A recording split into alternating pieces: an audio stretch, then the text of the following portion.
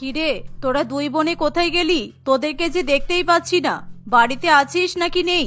কিরে প্রিয়াঙ্কা, পল্লবী, আমি বাজার থেকে ফলগুলো কিনে আনলাম তো, আর তোদের একবারও বাইরে বেরোতে ইচ্ছা হচ্ছে না?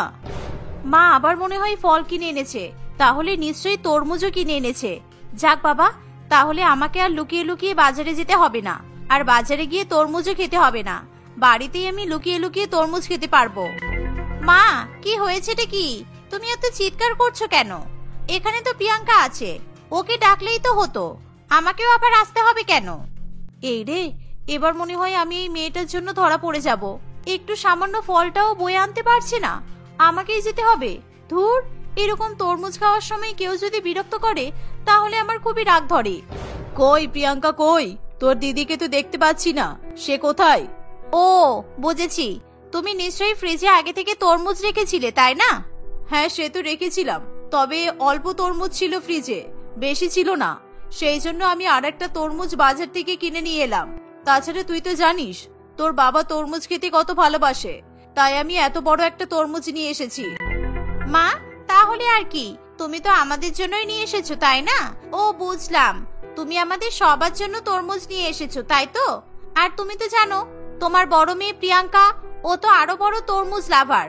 দেখো, ফ্রিজের ভেতরে ঢুকে বসে বসে তরমুজ খাচ্ছে মনে হয়। ধুর, ফ্রিজের ভেতরে আবার কেউ ঢুকতে পারে নাকি? এই প্রিয়াঙ্কা, প্রিয়াঙ্কা, কোথায় তুই? তোকে দেখতে পাচ্ছি না কেন? তাড়াতাড়ি বাইরে আয়। উফ, কি হয়েছে মা? আসলে তুমি রান্নাঘরে একটু কাজ করছিলাম। বাবা, তুই আবার রান্নাঘরে কাজ? সেটা কি সম্ভব? আমি জানি তুই কি করছিলিস, ফ্রিজে রাখা তরমুজগুলো খাচ্ছিলিস, তাই তো? আর আমি তো এই তরমুজ তোর জন্যই রেখেছি। ঠিক আছে, খেয়েছিস যখন ভালো করেছিস, কিন্তু শোন, এরকম কিন্তু বারবার করবি না তুই। আমি রোজ রোজ এত দাম দিয়ে তরমুজ কিনে নিয়ে আসবো সবাই মিলে খাওয়ার জন্য, আর তুই সেটা একাই খেয়ে শেষ করে দিবি, এটা কিন্তু ঠিক নয়। আমি আবার কি করলাম? আমি তো অল্প একটু তরমুজ খেয়েছি, তাতেও তুমি এত কথা শোনাচ্ছ? আর তাছাড়া তুমি তো আমাদের সবার জন্যই তরমুজ এনেছো, আর আমি অল্প একটু তরমুজ খেয়েছি বলে আমার দোষ হয়ে গেল? এই বলে প্রিয়াঙ্কা কথা কাটিয়ে সেখান থেকে চলে যায়। আসলে প্রিয়াঙ্কা একজন তরমুজ পাগল মেয়ে ছিল। সে যখনই যেখানে তরমুজ দেখতো তখনই তার জিভে জল চলে আসতো, আর সে যতক্ষণ না তরমুজ খেতে পারছে ততক্ষণ শুধু তরমুজের দিকেই তাকিয়ে থাকতো। এমনই একদিন। হ্যালো টিনা, বাজারে কখন যাওয়া হবে তাহলে? তুই আমাদের বাড়িতে চলে আয় না, তাহলে আমরা দুজনে একসঙ্গে মিলে যাব। না রে, আমি তোর সঙ্গে বাজারে যাব না। তোর সঙ্গে বাজারে গিয়ে আমি দেখেছি তুই কি করিস। তুই এমন ভাবে তরমুজের দিকে তাকিয়ে থাকিস, তোর জন্য সবাই আমাদের দিকে তাকিয়ে হাসতে থাকে। সবাই ভাবে আমরা হয়তো অনেক কাল ধরে তরমুজ খাইনি, আর আমাদের কাছে তরমুজ খাওয়ার জন্য টাকাও নেই। এই দেখ, এরকম বলিস না। আসলে জানিস তো আমি তরমুজ খেতে কত ভালোবাসি। আমি যখন কলেজে যাই তখনও তো আমি সঙ্গে করে তরমুজ নিয়ে যাই। হ্যাঁ, সে তো আমি কেন, পুরো কলেজ জেনে গেছে তুই কতটা তরমুজ খেতে ভালোবাসিস। জানিস প্রিয়াঙ্কা, তুই একদিন কলেজে না গেলে তরমুজওয়ালাগুলো আমাকে শুধু জিজ্ঞাসা করে, তোমার বান্ধবীটা কলেজে আসেনি কেন? তোমার বান্ধবীটা কলেজে কেন আসেনি? কবে আসবে, কখন আসবে? উহ বাবারে বাবা, ওই তরমুজওয়ালাগুলো আমার মাথা একেবারে নষ্ট করে দেয়। দেখেছিস চারিদিকে সবাই কেমন ভাবে আমাকে চিনে গেছে। আমি শুধু এটাই চাইছিলাম। আচ্ছা চল, রাখছি, সন্ধ্যাবেলা বাজারে যাওয়া হবে, ঠিক আছে? তুই চলে আসিস কিন্তু। এই বলে প্রিয়াঙ্কা ফোন রেখে দেয়। দেখতে দেখতে সন্ধ্যা হয়ে আসে। প্রিয়াঙ্কা এবং টিনা দুজনে মিলে সন্ধ্যাবেলা বাজারে চলে যায়, আর তরমুজ দেখার সঙ্গে সঙ্গেই প্রিয়াঙ্কা সেদিকে ছুটে চলে যায়। তরমুজ, ও বাবারে বাবা, কত লাল লাল, কি সুন্দর তরমুজ! এগুলো না খেয়ে আমি আজকে বাড়িতে যাবই না। এই কারণেই আমি তোর সঙ্গে আসতে চাইছিলাম না। তোর সঙ্গে আসা মানে বাড়িতে যেতে যেতে সেই 10টা-11টা বেজে যাবে। তুই এই তরমুজের কাছেই বসে থাকবি, তাহলে তো আমাদের ঘোরাই হবে না। না হবে আমার খাওয়া, আর না আমার কিছু খাওয়া হবে, কোনো কেনাকাটা হবে। তোর সঙ্গে আমি আর কখনো আসবো না, যা তো। এই চুপ কর তো, বেশিক্ষণ লাগবে না, এই তো কটা তরমুজ আছে। দাদা, এই সব তরমুজগুলো আমাকে দিয়ে দিন, আর হ্যাঁ, ভালো করে কেটে লবণ দিয়ে আমাকে দিন, আমি এখানে দাঁড়িয়ে দাঁড়িয়েই খাবো। এই বলে প্রিয়াঙ্কাকে দোকানদার সবকটা তরমুজ একটা একটা করে কেটে দিতে থাকে, আর প্রিয়াঙ্কা গপ গপ করে সেগুলো খেতে থাকে। প্রিয়াঙ্কা কোনো কিছুতে ধ্যান না দিয়ে এক মনে তরমুজ খেতেই থাকে। দেখ প্রিয়াঙ্কা, এত তরমুজ খাস না, এখন কিন্তু গরমকাল, আর এই গরমের মধ্যে এত ঠান্ডা খাবার খাওয়া উচিত না, তোর তো শরীর খারাপ হতে পারে। উফ, তুইও না, গরমের সময় ঠান্ডা খেতে হয় না তো কখন খেতে হয়? ঠান্ডার সময়? তুই চুপ করে দাঁড়া। আর তরমুজ তো গরমকালেই খাওয়ার জিনিস, শীতকালে কি তরমুজ পাওয়া যায়? এই বলে প্রিয়াঙ্কা সেই দোকানের সব তরমুজ খেয়ে শেষ করে দেয় এবং দোকানদারকে টাকা দিয়ে সেখান থেকে চলে যায়। এই প্রিয়াঙ্কা চল না, ওই দেখ ওখানে ফুচকাওয়ালা দাঁড়িয়ে আছে, চল না ফুচকা খেয়ে আসা হোক। কি ফুচকা? না না, ওসব খেতে আমার একদম ভালো লাগে না, আর তুই তো সেটা খুব ভালো করেই জানিস।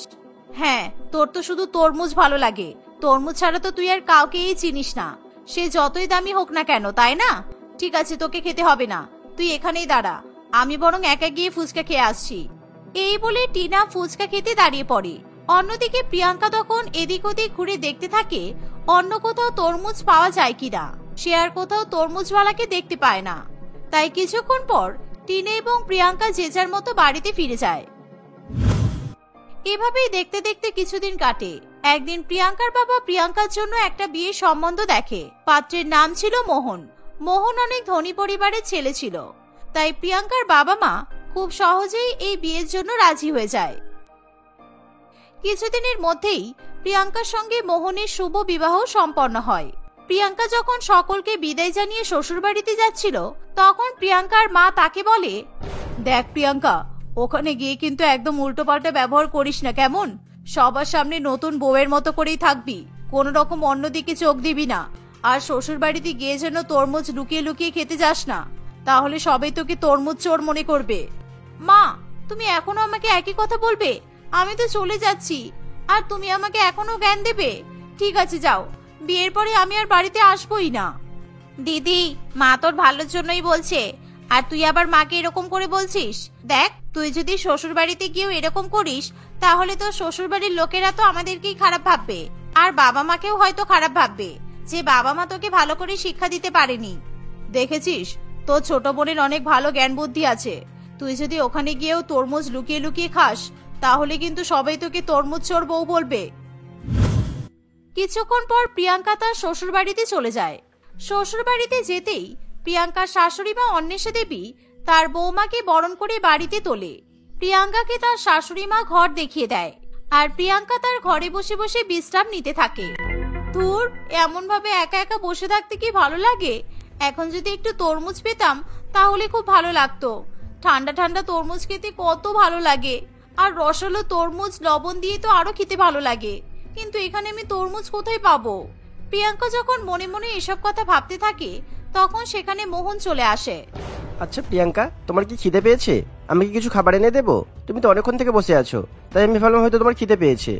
হ্যাঁ গো, খিদে পেয়েছে তো, কিন্তু ভাত রুটি তরকারির খিদে নয়, আমার এখন তরমুজের খিদে পেয়েছে। তুমি আমাকে তরমুজ এনে দিতে পারবে? কি তরমুজ? তরমুজের খিদে এখন? তরমুজের খিদে আবার কাউকে পায় নাকি? তুমি কি বলছো? আমি তো কিছুই বুঝতে পারছি না। তরমুজ এখন আমি কোথা থেকে পাবো? আসলে আমি না তরমুজ খেতে খুব ভালোবাসি, তাই আমি তোমাকে তরমুজ এনে দেওয়ার জন্য বলছি। তরমুজ এনে দিলে তুমি আমার থেকে যা চাইবে আমি তোমাকে তাই দেব। আমার শুধু তরমুজ লাগবে। কিন্তু এখন তরমুজ এত রাত্রেবেলা, এখন যদি তুমি তরমুজ খাও তাহলে তোমাকে তো অনেক বেশি ঠান্ডা লেগে যাবে, আর তখন তো তোমরা জ্বর সর্দি কাশি সব চলে আসতে পারে, তাই না?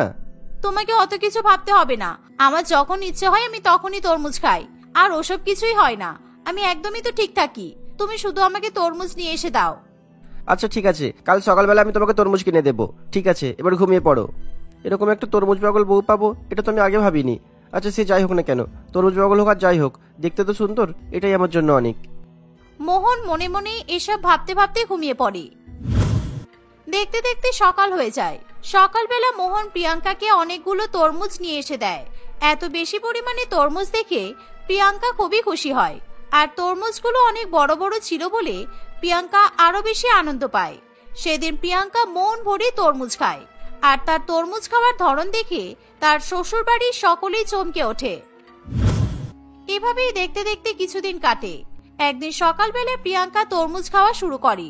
ফ্রিজে রাখা তরমুজ সে একাই খেয়ে নেয়। শুধু তাই নয়, সমস্ত তরমুজ শেষ করার পর সে মোহনকে আবার তরমুজ নিয়ে আসার জন্য বলে। মোহন বাজার থেকে আবার প্রিয়াঙ্কাকে তরমুজ নিয়ে এসে দেয়, আর প্রিয়াঙ্কা সেই তরমুজগুলো খেয়েও শেষ করে দেয়। মোহন, সব তরমুজ তো শেষ হয়ে গেল, তুমি আমাকে এবার একটু বেশি করে তরমুজ নিয়ে এসে দাও না, যাতে আমি রাত পর্যন্ত তরমুজ খেতে পারি।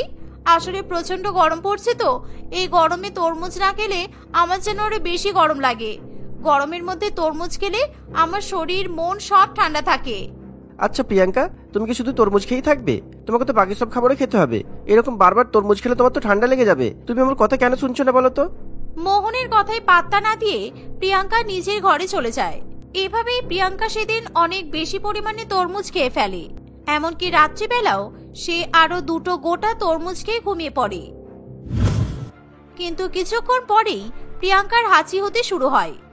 কি ব্যাপার, তোমার আবার এত হাঁচি শুরু হলো কেন? ও আচ্ছা আচ্ছা, বুঝতে পেরেছি। নিশ্চয়ই তুমি আবার তরমুজ চুরি করে খেয়েছো, তাই তো? দেখো, আমি তোমাকে বললাম তো এত তরমুজ খেও না, কিন্তু তা সত্ত্বেও তুমি আমার কোনো কথা শুনলে না। দেখো, এবারে রাত্রেবেলা তুমি আর ঘুমোতেই পারবে না। তোমার তো অনেক বেশি পরিমাণে ঠান্ডা লেগে গেছে।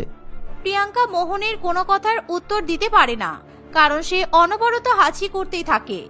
আস্তে আস্তে প্রিয়াঙ্কার জ্বর সর্দি চলে আসে। রাত্রিবেলা সে কিছুতেই ঘুমাতে পারে না। সেদিন রাত্রিবেলা মোহন তার কপালে জলপট্টি করে দেয়।